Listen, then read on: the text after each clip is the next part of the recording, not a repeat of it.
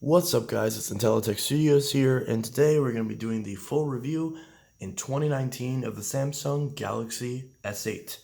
This is the device that pretty much got many people into the modern sort of bezel-less smartphone trend, and it seems like with the Galaxy S10 and now the Note 10, Samsung is completely ditching this philosophy for one of a slightly different and modified version of the previously seen notch, or well, I guess at this point, the notch wasn't really all that common, but still, ever since then, it seems like there has been two different strategies as far as actually getting more bezels away from the phone, or I guess three if you include the pop-up cameras. So this device, how well does it hold up in 2019?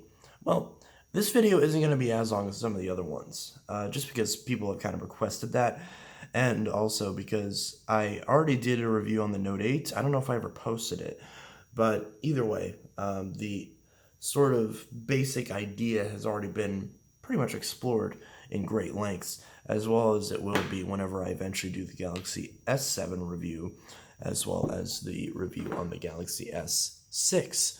So the Galaxy S8 basically is the smaller version, of course, of the S8 Plus. So it has a 5.8-inch Quad HD AMOLED screen, as expected. It is 2960 by 1440, and it is beautiful. We have the rear-mounted fingerprint sensor on the back, which works very, very well. You also have the option to make it be a swipe gesture, so you can actually pull your notification shade down, which is definitely good. And you also have, obviously, your Samsung branding. No carrier branding, which I really like. So this was the first time in, at least the US, that we truly had a Samsung device that didn't have any carrier branding, regardless of what version you had. This one's the AT&T variant, and as you can tell, you would not be able to tell by looking at it this is the AT&T variant, which is good. I like that. So there's no carrier branding, which is definitely very nice. You have no branding on the front because there's no space for it, similar to the Note FE, how the FE doesn't have branding on the front, whereas S7, S6 did. So I should clarify, the Korean FE didn't. Korean Samsung phones in general don't have the branding. But yeah, so very, very clean look to the front of it. Obviously, the bezels on the top and the bottom are very thin. You have the on-screen buttons to kind of make up for it. And so you got your home button, you've got your recent apps, and your back button. You can switch these in the software, which is really handy. You can also, obviously, you can hold that for Google Assistant, and you can actually do a hard press on it in order to basically get to home from different apps. So, for example, if you're somewhere, you can just hard press the button, or if you're in any app where you have the navigation buttons turned off. So if I double tap this and turn off the navigation buttons, if I hard press the middle, it'll still go home, which is very handy. So, and of course, as you can see, you can turn those buttons on and off to get more screen space if you want. That's very nice. If we go into settings, we also can see that we have plenty of theming options, just like all the other Galaxies. This device is able to be updated up to Android 9 Pie. This particular device is on the Android 7 Nougat. So this one actually hasn't been updated at all. This one's still on Android Nougat. So there's that, still on Android Nougat. And of course the SMG 950U. So yeah. But even on Android Nougat, because you know me, I don't like to update any of my devices, this thing still flies. It still runs incredibly fast. There's no issues with performance at all. Everything is just buttery smooth. And if we look over, we can see that we have 4 gigabytes of RAM and 64 gigabytes of storage, which is still very good. 4 gigs of RAM is still plenty of RAM today. This doesn't have any issues with keeping background tasks in check. I thought it would because my Note 9 and my Note 8 do so well RAM management, but RAM management on this is actually pretty solid. I can't really complain about it. Everything still works very well, and I don't really notice any difference as far as between 4 and 6 gigs of RAM. So that is one thing, is that this small S8 has 4 gigs of RAM. In fact, I think the S8 Plus also has 4 gigs of RAM, and I think the Note 8 got 6. So yeah, 4 gigs of RAM on the S8, but that's still plenty of RAM. That's the same amount of RAM as you got like with your Note 5 or your S7, and the RAM is plenty. Even in 2019, there's phones coming out with 12 gigs of RAM, 8 gigs of RAM. 4 gigs of RAM still does the trick. So there's really no issue as far as RAM goes. I've had zero issues with this. We also have the apps edge, so we have plenty of features there with all the various edge functions. We actually have some smart select options, which came up from the Note. So if you had the Note and you want to do some of the smart select options, you actually can. Not options, auctions. So if you want to do a smart select, actually open up a video. And if you want to do the animation, you can still do the animated GIF option. So if you want to record something, just like you had on the Note 7. So do that GIF creation and make a GIF just like you could on the Note 7. So that feature has been added to the S8 in software, which is very nice. So if you like some of the Note features, but you don't necessarily want the pen, this actually does have a lot of the smart selecting options that you had from the Note. So that's definitely very cool. And of course you have the apps edge. I believe newer versions of this software have the app pair feature that later came out on the Note 8, but I'm not sure because it's the only S8 I've ever owned. But plenty of options there as far as edges, and it's definitely handy for single-handed situations or if you just want quick access to something.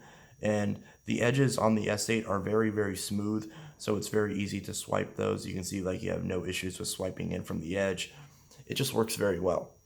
So I don't really use the edges a whole lot on my Note, but that is one thing that's really nice. So if you do have certain applications or certain tasks that you want to get done quickly, you can essentially have, they're almost like widget docks where you can basically just swipe it out and then boom, there's like an edge there. And there's also edges for like news and weather and stuff like that, and all sorts of stuff you might find handy. If I go into the Edge store, we can see that there's tons of different options for edge lighting and, just like there's edge maps, power, calendars, all sorts of useful stuff. So that's one thing that's very nice. So plenty of options there. And also, if we look at the top, we can see that this is the orchid gray color. Got a very nice shiny design with the bezel. And as you can see, this one actually has SD card expansion. So that's one thing that's nice, is that you can put a super huge SD card in here if 64 gigs isn't enough for you. So that's definitely nice. Some models also have dual SIM support, so that's good. We also have the heart rate monitor, which I demonstrated in my Note FE review. The heart rate monitor basically allows you to measure your heart rate and blood oxygen levels. And if you don't have a Gear watch, it's super handy, and I used to use it all the time. Of course, I don't use it now because I have the watch, but I used to use it all the time. And there's also that hard press of the home button. And as you can see, I just used the face unlock. So in addition to the fingerprint sensor, we also have the iris scanner and face unlock. So if I actually go into lock screen and security, we can see that I actually have it set to use my face. And my face has been registered, and I can also register the irises, which I demonstrated in my Note FE review, and I also do in my Note 7 review. So that's one thing that's very nice, is that you do have plenty of options for the face unlock. And I hadn't really used the face unlock all that much because I didn't really use it with my Note 8. On my Note 8, I mainly use the iris scanner, and on my Note 9, I use intelligent scan. But the face unlock on here actually works really well. It's really fast. I'm wearing glasses right now, and it's working very well. As you can see, it's unlocking just fine. If I just look at it, it just pops open. Sometimes it takes a bit longer than usual, and in that case, it didn't detect it. But there it goes. So the face unlock does work really well. When I'm demoing it, it doesn't work all that well, but whenever I'm actually using it, it works very, very well, and only occasionally will it make me rescan my face or try again to unlock it. So that's one thing that's very nice. So you got no S Pen, but what you do have is you got a microphone on the top. On the bottom, you got a single firing speaker, microphone, USB Type-C, and a headphone jack. This was the first Samsung device with USB Type-C, which is definitely very, very nice. And, so you have all the fast charging options. Of course, you got wireless charging as well. So plenty of connectivity options, including that headphone jack. This was also the first Samsung device to have Bluetooth 5.0. So you've got some better Bluetooth support, which is definitely very handy. You get more stable connections and that sort of thing. So that's very handy. I didn't test this one specifically, but I know with my Note 8, I actually got a little bit of a stronger connection with my watch and my headset compared to my Note 5 that was using an older version of Bluetooth. So that definitely does help. So even though the headphone jack is there, if you are a Bluetooth user, it will be even better for that as well. Now the only thing is that because unlike the S9, this only has the bottom firing speaker. So the speaker it's not bad. It really isn't. Like, it's actually pretty decent. But again, the only issue with it is that it's bottom firing. So you don't have the super, immersive kind of sound that you get with newer devices that have the stereo firing speakers. So that's just kind of something that you get with the S8. So if I open up, trying to think what's something that I can open. So open up a video here. And welcome back to another video. Now today's video, as you can probably tell from the title, is going to be a bit of a tutorial as we're going to be taking a look at basically the opposite. So you can see in this video here, speaker right there. You can block it with your finger. When I uploaded this video, a ton of you guys, and I mean but it sounds very clear. Like the video because it got 33,000. Like, the only issue with it is just that it comes out of the bottom. The actual speaker quality is very, very clear. So the speaker itself is actually really good. It just doesn't have that stereo backup. But the media watching experience on this is still wonderful. And of course, now for a type of video like this where I'm looking at someone's desktop, it's not ideal to zoom in. But you can do that where you can do that pinch to zoom and then fill in the entire screen. And at that point, you're taking advantage of the full 5.8-inch display on this device, or in the case of the S8 Plus, the 6.2-inch display. So that's really nice. So we also have the earpiece on top, which in this case doesn't include sound for the speaker, but the call quality on this is still really good, and I have no complaints with that either. So pretty much the best review you can give for a phone is, as far as phone calls, is did anyone complain about it? And no one did. Everything sounded just fine, so that's wonderful. And we also have the front-facing camera next to it as well, which if we swipe up, we have the swipe gestures from that originally came from the Note 7. They've obviously trickled their way to the S8 as well. And this is, the front-facing camera on this is very, very good. It's a very big improvement over the S7. So if I open up the S7 and get to the front-facing camera, we can see that the actual quality of the front-facing camera is so much better on the S8. Now it's fine on the S7, but the S8 is a really nice improvement, and I think that's something that shouldn't be taken for granted because it actually is a little bit of a better experience on the S8. Now the rear camera is very similar to the S7. Now I did a camera test earlier where I did an LG phone drop test, and I did a rear-facing camera sort of test, and the camera quality was excellent. Considering this phone is 2 years old, the camera quality is simply fantastic, and I don't think you would be at all upset with the camera quality on the S8. Plus, in my experience, it doesn't have the constant focusing and stability problems that happened with the S6 and Note 5, and to a lesser extent the S7s, where a lot of times, for example, if I take my S6, which isn't turned on right now, sometimes if I open the camera, the camera will make like a jittering noise, like a scratchy noise, and then like it would get all blurry and have issues with focusing. This doesn't have that problem. So thankfully Samsung fixed that issue, because that was a very common issue with those Galaxy S6 and Note 5 devices. So thankfully they fixed that. So the camera is very stable. You shouldn't have any issues with it. The bump is also very flat, so you can set the device on a flat surface. There's not really a camera bump like there is on the S7 or especially on the S6. So that's not an issue with the S8. So if you like having the very flush camera design, then you'll love the S8. And again, you still have those fingerprint sensor gestures as well, which is definitely very, very handy. So you also have the, let's see, what else did I miss? As far as that, I mean, like I mentioned, the performance is very good. Everything else on it, I really have no complaints about. So honestly, the Galaxy S8, especially nowadays, you can have it for a pretty decent price. In this case, mine is cracked, so that's my fault because I dropped it. So, which brings us to durability. Durability on this, just to digress to the prices real quick, this is a very good deal. right now. So it definitely, if you like to have, especially a phone design like this is definitely a good option. So I'm not going to discuss specific prices because those always change, but either way, this is definitely a good deal right now. But to go into durability, that's easily the biggest problem that I have with the S8 compared to both the previous Note and the Note that followed this, is that those were much more durable because the screen on this is so curved that it gets very fragile, and that's not good. So the back is very thin compared to a lot of later Galaxy phones, so it cracks very easily. And the front also cracks very easily. This had a drop onto my carpet. So this had a drop onto carpet, not the fluffy carpet that you see in the videos, but my lime green carpet that's on my front porch. And yes, it's a porch, but it's carpeted. And this thing fell from waist height onto that floor, and the screen shattered. So durability on this is not very good, at least on my particular unit. So I'm very sad about that because, I obviously don't like the fact that this was in great condition and then now it's cracked. But on the bright side, replacement parts for this aren't too expensive nowadays. I can get like a full display and frame for this for about just over $100. So, and considering it's OLED, that's not the biggest deal in the world. So, that's one thing that's, pretty all right.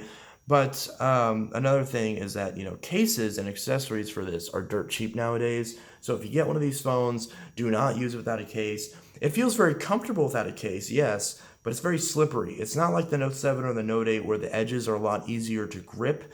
This feels like a bar of soap. And I usually don't have that problem with Galaxy phones. Like the S7 and especially the S6 don't have that problem. The S9, the sides are a little bit thicker, so it doesn't have that problem. The S8 is very slippery, and especially the S8 Plus. Yes, it fits into your hand nicely, but it's not the easiest to grip. So I would definitely recommend get a case, get a screen protector, and you're set, as far as durability goes. So that's probably my biggest complaint with the S8 is the durability because of this dramatically curved screen. But it does look very pretty, and it is one of those things where, as long as you're careful with your phone, unlike me because I dropped it, as long as you don't drop your phone, which I know that's easier said than done. I mean, everyone drops their phone, so just get a case. But if you're somehow one of those people who's never dropped a phone in 10 years, then sure, maybe go ahead and get this, and maybe you can use it without a case and not worry about breaking it. I don't know. Either way, so that's probably my biggest complaint with the S8 is the durability, but everything else on it is fantastic. And do I recommend the S8 and the S8 Plus in 2019? Absolutely. You should definitely consider these, especially if you don't like the hole punches on the S10 and you want to save some money over the S9, especially since the batteries aren't any bigger on the S9 series anyway compared to the S8 series. That's just one thing where the battery life is the same on pretty much both of them. And also, that's one thing I forgot to mention, is battery life on this is actually very, very good. For some reason, this particular unit has absolutely amazing battery health. Like if I go to the battery health, this battery health is at 99%. So it's a 3000 milliamp hour battery, and even though this one's used, it still has excellent battery capacity. And, that's one thing, is that the battery life on this is surprisingly good. Yes, it's a 3000 milliamp hour battery, but for it being a 3000 milliamp hour battery, this is wonderful. So battery life on this, at least on my particular unit, no complaints. So that's another thing that's very nice about the S8. And the S8 Plus should get you even better battery life because you have a 3500 milliamp hour battery, which I would expect to get about the same performance as my Note 7, which got really good battery life. So, yeah, that's one thing that's just really nice, is the battery life is actually pretty good on this. So, anyway, guys, that was the review of the Galaxy S8. There's really no complaints I have with this device, and, minus the little nitpicks here and there. But it's a fantastic device, and you definitely should consider getting it if you're looking for a nice, cheap Android phone in 2019, but one that's not super cheap, but one that also is a really good value. This is definitely a very good value nowadays in 2019. So I would definitely recommend getting the Galaxy S8, but also get a case with it because it's, get a UAG case. I always recommend UAG cases. But speaking in caseology, stuff like that, will be good too. But I especially recommend UAGs because those will definitely protect the phone. So, yeah. Anyway, guys, This was Intelitech Studios with a 2019 review of the Samsung Galaxy S8. If you guys have a Galaxy S8 or have had any experiences with it, drop your experience in the comments below, and we'll gladly share that info. So anyways, this is Intelitech Studios yet again with my full review of the Galaxy S8. Definitely pick one up in 2019. And yeah, this is a great phone, and I definitely am recommending it and giving it the seal of approval. So, you know I love the Notes, but I still appreciate the S series as well, and this is no exception. Anyway, guys, this was Intelitech Studios for the several thousandth time, signing out from my Galaxy S8 review. I'll see you guys in the next one. Peace.